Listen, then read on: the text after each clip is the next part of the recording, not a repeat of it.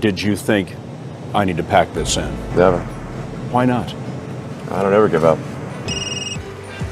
Hi, Elon Musk speaking. I didn't have any money. In fact, I had negative money. I had huge student debts. Like, I have a bunch of houses, but I don't spend a lot of time in most of them. I couldn't afford a place to stay and an office, so I rented an office instead, because I got a cheaper office than I could get a place to stay, and then I just sort of slept on the futon. And a few years ago, people were laughing at you. Now, not so much. I mean, Okay. SpaceX, I founded approximately 4 years ago with the goal of revolutionizing access to space. What I really want to try to achieve here is to make Mars seem possible. Step 3 would be to provide humans to another planet services to private sector and the government. What I should get things gives done. you satisfaction? Doing something useful for other people that I like doing. Is being a little bit weird, crazy, and eccentric a side effect of the successful, or is it the price of admission? It seems as though almost anybody who's excelled in a field has a touch of being a little bit out of the ordinary. Warren Buffett drinks at least 5 cans of Coke per day, Richard Branson drinks 20 cups of tea per day, while Jeff Bezos has spent $40 million engineering clocks that are expected to outlast human existence. It's almost like the richer you are, the more excusable your bizarre behavior is, and the individual we'll look at today isn't exempt from this rule. Elon Musk is an eccentric multi-billionaire engineer and businessman who, despite coming from a poor, abusive household in Pretoria, South Africa, is slowly becoming the sole individual most trusted with the future of human life. But it certainly hasn't been smooth sailing for Elon Musk. From living on a couch in a rented Silicon Valley office, Instead of getting an apartment, we just rented a small office and we slept on the couch. to 3 divorces, CNBC was rerunning their divorce special. Yes. to being 2 days from bankruptcy in 2008. We were only a few days from bankruptcy. It was literally 2 days, or 3 days maybe. It's safe to say that Elon Musk has only just pulled through life by the skin of his teeth. But sometimes, for some unique individuals, that risk pays off. The reward? Anything you want. Cars, homes, businesses, government power, the ability to travel to space. All of these points will be covered in this video. So join me as we cover the full story of Elon Musk. Our story begins in Pretoria, South Africa, 1970. And you might ask, what was so significant about Pretoria in 1970 that grants permission for it to be the birthplace of our story? Well, at the time, not much. It was actually quite insignificant in the grand scheme of things. But it did happen to be a time and place where 2 random individuals by the name of Elon Musk and May Haldeman would begin dating. Errol, an engineer, and May, a model, made an almost impulsive choice to get married because they were, quote, bored and lonely. Well, you know, I was lonely, alone in Cape Town. I wasn't in a happy situation, and I thought, well, what can be worse? Marriage can't be that bad. Following Errol and May Musk's impulsive marriage in 1970, the couple had 3 children, Kimball, Tosca, and most significantly, Elon Musk, who was born on the 28th of June 1971. And that's kind of the basis for our story. One big happy family in South Africa. A successful engineer with his model wife and their 3 happy kids, and on the surface, everything looked amazing. However, the reality of their happy family turned out to be somewhat of a facade. The dynamic was actually quite different behind the scenes. You said I would be beaten up. Did you suffer that kind of abuse? Yes. Yeah. I think I was beaten up. Turns out that Elon's father and May's husband, Elon Musk, was incredibly abusive and somewhat of a garbage individual behind the scenes. When I was married, I was told about 3 times a day that I'm boring and stupid and and ugly. Not only was Errol abusive, he also denied Elon some of the most basic things required to begin a career in business, such as a computer. He didn't want to buy a computer and refused to use computers and said they would never amount to anything. Showing that perhaps Errol wasn't all that interested in seeing his kids become their best selves. Elon has stated that his father was a terrible human being who carefully thought out plans of evil, also stating that he had a very violent, unhappy childhood. It was very violent. It was not a happy childhood. My father has this serious issues. Signifying the harsh realities of his upbringing. However, the real question, over the long run, was this such a bad thing? Well, that's probably an argument worth having, because a tough upbringing would actually end up being an asset for Elon's incredible success later in life, giving him the ability to adapt and overcome the most difficult of circumstances. But despite being in an abusive household as well as constant bullying at school, I was almost beaten to death, if you call that bullied. it wouldn't be long before Mae Musk would figure out that her child was somewhat of a genius. From the age of 3, Really? he just reasoned with me so well, and I didn't know how he could figure out things. I mean, he was 3. Mae realized that there was something special with her son Elon after discovering that he could reason with her and complete complex jobs at an incredibly young age of 3, also stating that he was put into school a year early. Then, following Elon being put into school a year early, Elon's mind began exploding with creative ideas at the age of 5 or 6, which was explained on the Joe Rogan podcast. I think when I was, 5 or 6 or something, I thought I was insane. Why'd you think you were insane? Because it was clear that other people did not. Their mind wasn't exploding with ideas all the time. From that point onwards, Elon stated that his mind was constantly coming up with ideas which he described as a never-ending explosion that can't be turned off. What's going on in the head? Never-ending explosion. It's just constant ideas, just bouncing around. Yes. Whew. So by this point, we could probably agree that Elon Musk was born with somewhat of a creative superpower. So with this in mind, did he have some kind of perfect plan to go from a small town kid in South Africa to a multinational billionaire? Well, no, not really. Not in the beginning at least anyway. I mean, I should say that, when I was a kid, I didn't really have any grand designs. I mean, the reason I started programming computers is because I like computer games. And I'd play lots of computer games. At the age of 10, Elon Musk simply began programming computers as he enjoyed computer games. There was really no extravagant planning at the start of his journey. A somewhat refreshing fact considering that there's always this feeling that these billionaires have it all figured out from the beginning. But here's where the difference occurred for Elon Musk. After beginning to program computers, he then figured out if he could write better software and sell it, then he could buy better computers. I learned that if I wrote software and sold it, then I could get more money and buy better computers. So it wasn't really with some grand vision or anything. After learning to code at the age of 10, Elon Musk realized that a magazine by the name of PC and Office Technology would buy different pieces of software to publish in their magazine. There was a computer magazine that you could sell software to, and then publish the software and then send you a check. After making this discovery, Elon decided to create his first piece of gaming software called Blaster, a game somewhat similar to the popular game Space Invaders. This game was then sold to the magazine for a price of $500. I taught myself how to program computers when I was a kid, and bought my first computer when I was 10 and sold my first commercial program when I was 12. Not exactly a bad start for any 12-year-old looking to pursue programming pathways. So it's safe to say that from the very beginning, Elon Musk was somewhat born to pursue difficult technical endeavors, with the overall goal of, as cliche as it sounds, advancing humanity, which would really show its true colors as Elon Musk finished high school preparing for the next stage of his life. At the age of 17, Elon Musk moved from his hometown of Pretoria, South Africa to North America to attend Pennsylvania University, eventually graduating with dual bachelor degrees in economics and physics at the age of 26. Now, finishing university with a dual degree in economics and physics is somewhat of an incredible achievement.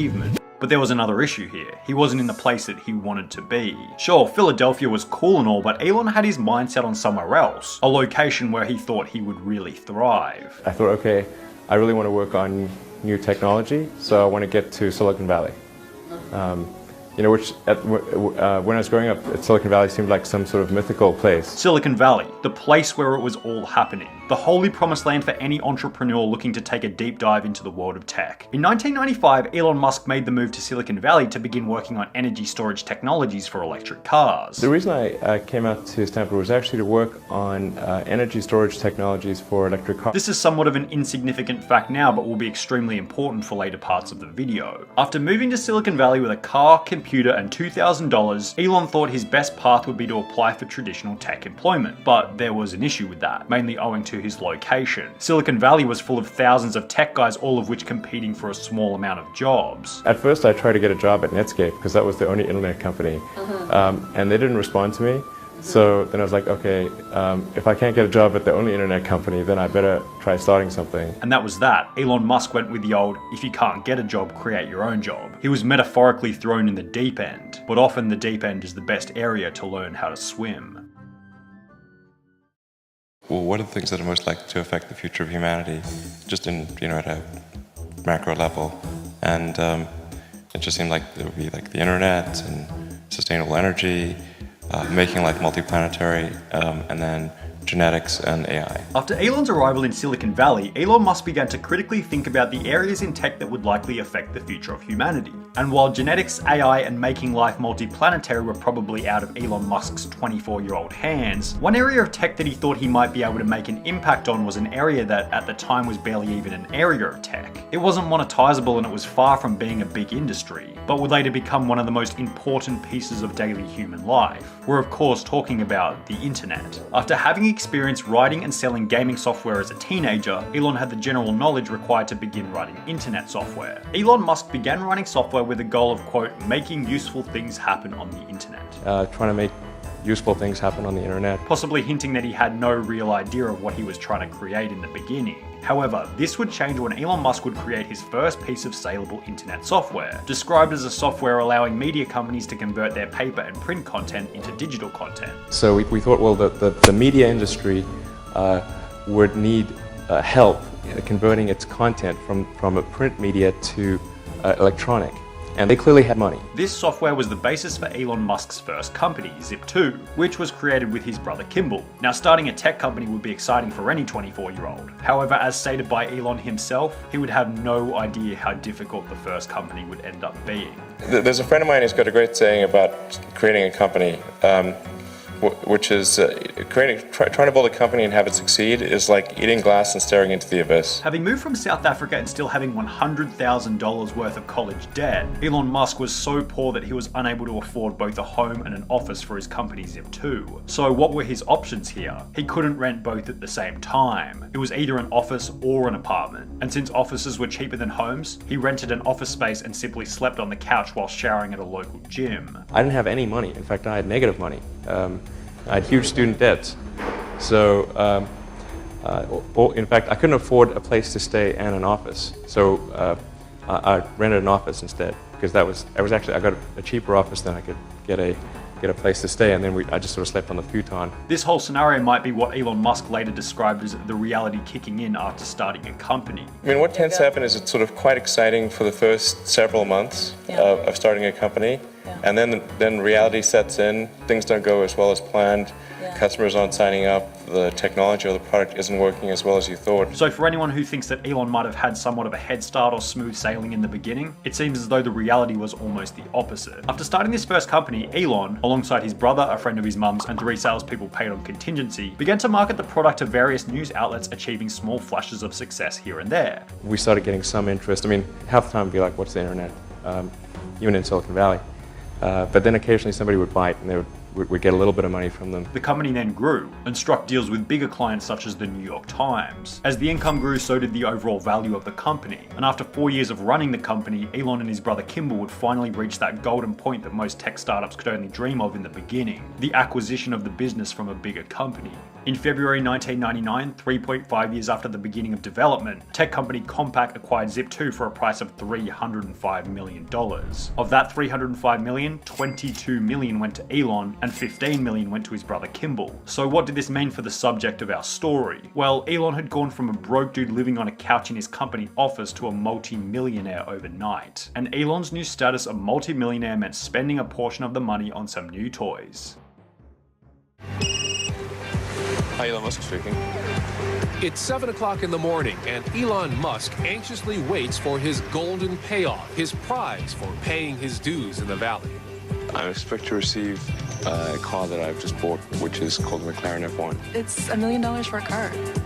It's decadent. Approximately 8 months after receiving $22 million for the sale of Zip2, Elon Musk made his first television appearance in a CNN segment talking about the lavish life of millionaires in Silicon Valley. Now, this was the first time that the world got an opportunity to see the younger, slightly cockier Elon Musk, displaying his new $1 million McLaren F1 as well as explaining how he made his millions at such a young age. Back in '95, there weren't very many people on the internet, and certainly nobody was making any money at all. Most people thought the internet was going to be a fad. Now, as a side note, about 1 year after showing his McLaren on the CNN segment, Elon actually crashed it on the way to a meeting after fellow billionaire Peter Thiel asked Elon, "What can this car do?" I didn't really know how to drive the McLaren, and Peter says, so what can this do? And then I'm probably number one on the list of famous last words, I said, "Watch this."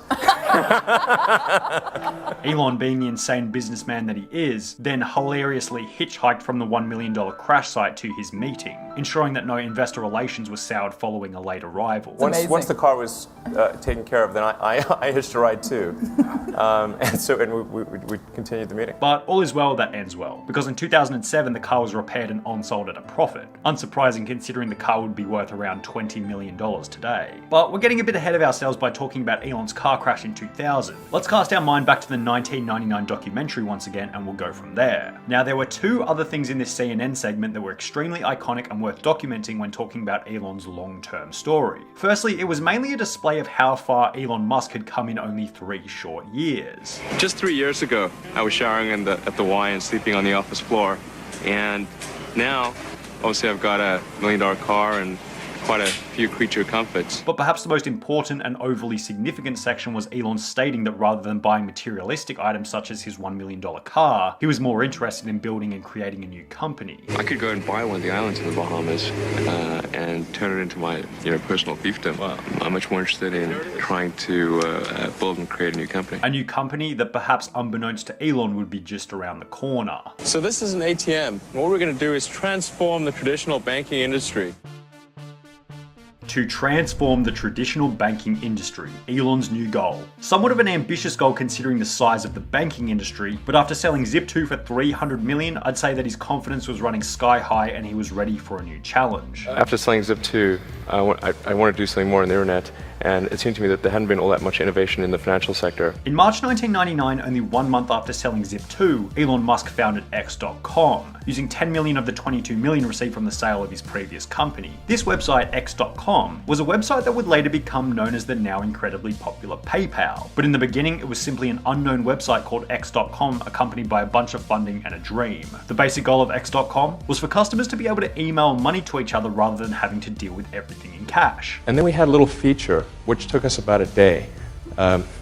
That was the ability to email money from one customer to another. A feature that was relatively unknown at the time. But perhaps the moral or most significant element of Elon's second company was highlighting the fact that the second business is always easier than the first. Elon had acquired an array of business experience following Zip2, ultimately leading to smoother sailing the second time around. He had more money, so no more sleeping on the office couch. He knew how to lead a team of employees, so there was less time wasted on time and wages. But perhaps most significantly, Elon had figured out a new method of growing PayPal faster than he would have ever thought possible. One customer would essentially act as a salesperson for you for bringing in other customers. The general setup of PayPal meant that when a user would send money to their friend, that friend would have to sign up for PayPal and automatically be recruited into the system. So what did this mean? It meant that the more people using PayPal, the faster it would grow. An excellent exponential growth strategy. And it's safe to say that this strategy caused PayPal to absolutely explode. We launched after year 1, and by the end of year 2, we had 1 million customers. So, gives you an example, it gives you a sense for how fast things grow in this. But like all things in life, it wasn't all sunshine and rainbows. As in October 2000, just 1.5 years after creating the company, Elon Musk was fired as CEO from PayPal, his own company. He went on an investment raising trip, and when he got back, what happened? Well, yeah, so... Elon explained that despite marrying his first wife Justine 10 months previously in January 2000, he still hadn't gone on a honeymoon. So he decided to leave Silicon Valley and go away for 2 weeks. Gotten married earlier that year and not had any vacation or honeymoon or anything, so it was kind of a combined financing trip / honeymoon. Yeah. The problem with this? It was at a time when PayPal had multiple major problems underway, causing many key individuals high levels of stress. While Elon was on his holiday, he returned to find that his position as CEO had been replaced by another key individual in the company. There was just a lot of worry, and that caused the management team to decide that I wasn't the right guy to run the company. Not exactly the best scenario for Elon Musk. However, things always seem to work themselves out in the long run for Elon Musk, because in 2002, eBay purchased PayPal for $1.5 billion, with Elon receiving $165 million from the purchase. This whole situation led Elon to patch things up with the former team that fired him as CEO, and good relations with former business partners was exactly what he needed, as his next endeavor beginning in 2003 would be so ambitious that he would need every shroud of good fortune that he could manage. I think global warming is a very serious issue, and it's something that we have to address, and the only way to address that is to come up with a car that doesn't add carbon emissions to to the environment. And I think the way to do that is with electric vehicles. 2003, a year where Elon Musk would get involved in the company that he believed would change the course of humanity. A company dedicated to the environment, dedicated to the best customer experience, dedicated to success. But most certainly a company that would have to take a stopover in hell in order to get there. We're of course talking about the now incredibly popular Tesla Motors. Now, a common misconception about Tesla is that Elon Musk actually started it. This isn't true. The company was started by two lesser known engineers who simply had a vision for transport using energy that was better for the environment. In 2003, we decided to start a new company, and we wanted something though this time that actually had a little bit more of a real mission. Now let's cast our mind back a little bit here. Do you remember when we mentioned towards the start that Elon actually moved to Silicon Valley in the first place to work on energy storage technologies for electric cars? The reason I came out to Stanford was actually to work on energy storage technologies for electric cars. Well, after first moving to Silicon Valley, Elon thought working on an internet company was a better opportunity because of the timing in 1995. I thought, well, I can either work on electric vehicle technology and do my PhD at Stanford and watch the internet get built, or I could put my studies on hold and try to be part of the internet. But by 2003, the internet was significantly more mainstream, and perhaps Elon wanted to come back to his dream of building electric cars. If the big car companies are not going to create electric cars by themselves, then it's necessary to create a startup to do electric cars. For this reason, Elon decided to provide Tesla with $6.5 million worth of funding in February 2004, approximately 8 months after the company was created, ultimately resulting in Elon Musk being appointed as the chairman of the company. Between 2004 and 2008, Elon Musk and the team at Tesla relentlessly worked on producing their first car, the Tesla Roadster, which was unveiled in 2006, 2 years after Elon Musk began involvement in the company. Hello everyone, this is Sebastian Blanco. I'm here for Autoblog Green and Netscape.com. We're at the unveiling of the Tesla Roadster. The car was then released to the market in 2008, incredibly exciting for the company. However, Elon Musk would have never been able to predict how difficult of a year 2008 would end up being for him. 2008 is not a good time to be a car company, especially a startup car company, and especially an electric car company.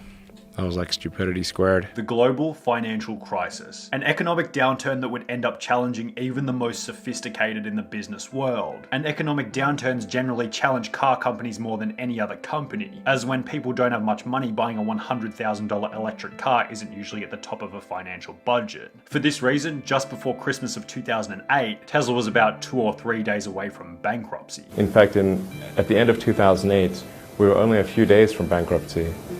Literally 2 days, or 3 days maybe. Tesla, alongside another company created by Elon called SpaceX, which will be discussed later, were both given a success probability of about 10% each. I gave basically both SpaceX and Tesla from the beginning a probability of less than 10% of likely to succeed. With Elon Musk saying that he wouldn't even let his friends invest in the company as he didn't want to lose their money. Then on top of all this, 2008 would be the same year when Elon Musk's first marriage would come to an end. Justine Musk, Elon Musk's first wife, explained that she felt as though she had become nothing besides a trophy wife, also claiming that Elon would constantly put her down for not doing as well as he did, possibly a problem stemming from their equal social status in university but huge differentiation 10 years later. Following the divorce with Justine, Elon Musk then proposed to British actor Tallulah Riley after dating for only 10 days. Elon proposed really quickly. The idea of being swept off your feet is appealing, and I'd probably have said yes to anyone that seemed half sensible if they proposed after 10 days, just because it's kind of an interesting thing to do. However, by 2013, this relationship had also resulted in divorce. But things weren't all that bad. On the relationship front, Elon appeared to be having serious problems, but by 2013, the business side of things was absolutely booming. With the global financial crisis somewhat of a distant memory and Tesla stock increasing by 450% between the start and end of 2013, things were looking up. So much so that the struggles of Tesla were put on the back burner while one of Elon's more ambitious goals began to become more of a priority. What I really want to try to achieve here is to make Mars seem possible, make it seem as though it's something that we can do in our lifetimes. In September 2016, Elon Musk announced that getting humans to Mars was officially one of his main goals. Well, in the case of SpaceX, I just kept wondering why we were not making progress towards sending people to Mars. Remember we previously mentioned that Elon had a company by the name of SpaceX? Well, SpaceX was founded in 2002 after Elon realized how expensive it was to purchase space travel rockets in an open market, saying that he could make them for about 3% of the price. The fundamental issue is actually the cost of access to space. Rockets were super expensive, and the cost per pound or kilogram to orbit had actually gone up over the years, not down. The goal of the company was to make cheap rockets and sell them to both private purchasers as well as the government. Now, while the business side of the company was kind of cool, the ultimate goal for Elon ever since 2001 was way cooler, colonizing Mars, which even has a set date, 2024. After landing humans on Mars in 2024, Elon's next goal is to cut the cost of a Mars trip to the same price as the average US house price, around $200,000, hopefully enticing people to move to Mars permanently. Which is around $200,000, then I think the probability of establishing a self-sustaining civilization is very high. Elon has since passively hinted that getting people to Mars is currently his #1 priority, ultimately displaying his commitment to making life multi-planetary. Does it really make sense for me to spend time designing and building a house, or should I be allocating that time to getting us to Mars? I should probably do the latter. So, like, what's more important, Mars or a house? I like Mars.